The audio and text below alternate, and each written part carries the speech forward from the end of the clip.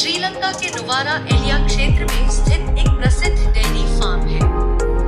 यह फार्म मूल रूप से ब्रिटिश काल के दौरान विकसित किया गया था और इसे अम्बेवाला फार्म भी कहा जाता है। यह क्षेत्र अपनी हरियाली, ठंडी जलवायु और दूध उत्पादन के लिए जाना जाता है। यहाँ पर न्यूजीलैंड से लाए गए मवेशियों को पाला जाता है, जिससे उच्च गुणवत्ता का दूध प्राप्त होता है।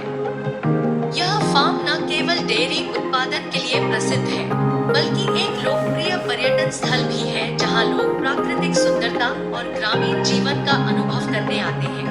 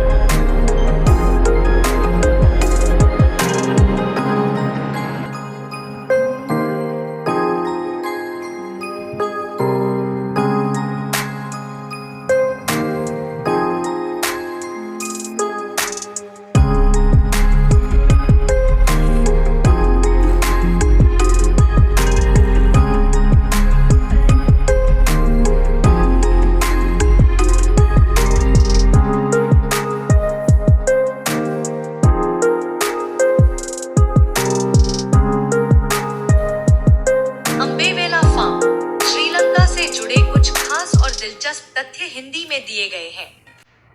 श्रीलंका का लिटिल न्यूजीलैंड। यह फार्म अपनी ठंडी जलवायु, हरे भरे मैदानों और न्यूजीलैंड जैसी डेयरी प्रणाली के कारण श्रीलंका का लिटिल न्यूजीलैंड कहलाता है।